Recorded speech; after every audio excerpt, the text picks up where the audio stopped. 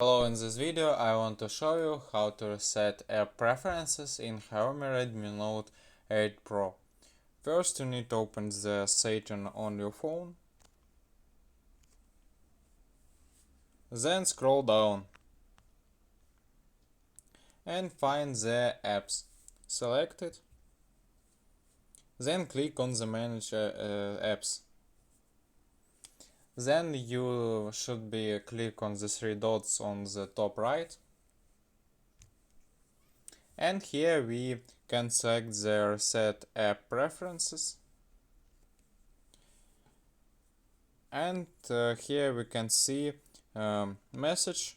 This will reset all preferences for disabled apps, disabled apps notifications, default apps, background data for apps, and you will not lose any apps data on your phone.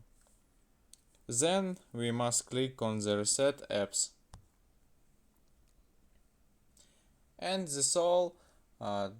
Goodbye.